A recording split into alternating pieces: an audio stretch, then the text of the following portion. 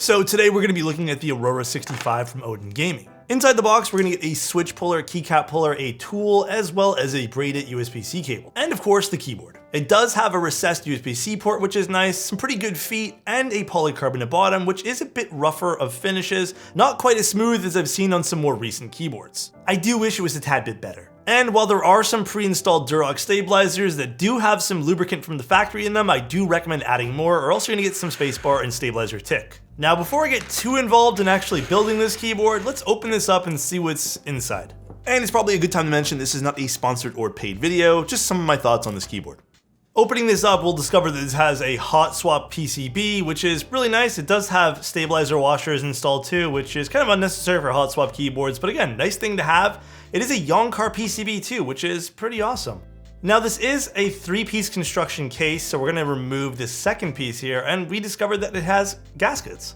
So these are pretty plush pour-on gaskets. Not only will they absorb that impact and vibration while typing, but they'll add a little bit of case bounce and case flex as well, which is nice to see.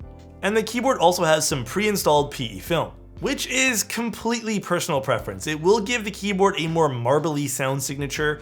I do find when any keyboard uses PE film, they all kind of have very, very similar sound styles. So it's completely up to you. You can remove this. For the sake of this build though, I want to make sure that this is installed and built the way that the manufacturer intended, being Odin Gaming in this case. So I'm not going to remove it.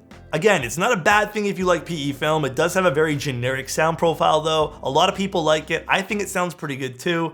Oddly enough, I do find that this type of sound profile does get kind of fatiguing after a while, so after extended use, I do have to put it down, but honestly, to each their own.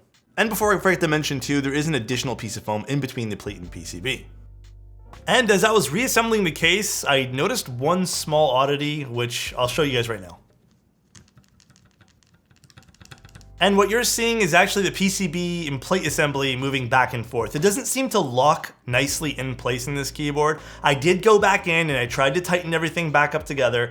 It doesn't seem to want to stay. And I do think in this particular case, a silicone blocker or some sort of bumper on the edge of the plate PCB assembly would have helped align this and reduced that issue.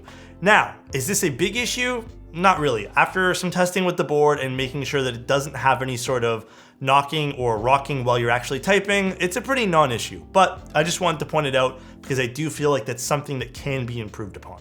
Overall though, this is a huge improvement over their Nova 65 keyboard, which was their last rendition of 65%. The biggest improvement I saw was the bottom case not creating a drum effect, which was creating a lot of excess noise and made the keyboard sound very cheap. This sounds a lot better and definitely doesn't suffer from that same issue. The keyboard does retail for about $189 US or about 230 Canadian, and it does have some RGB, which I'll show you guys in some B-roll. I do think this competes pretty closely to something like the QK or the JRIS. It's not quite as premium as something like the QK or the JRIS, which do feature weights, but this does have RGB, so I believe it's for a different crowd. Also, it sounds pretty good with the PE film, partly in fact that it's probably due to the PE film, but I'll let you guys take a listen.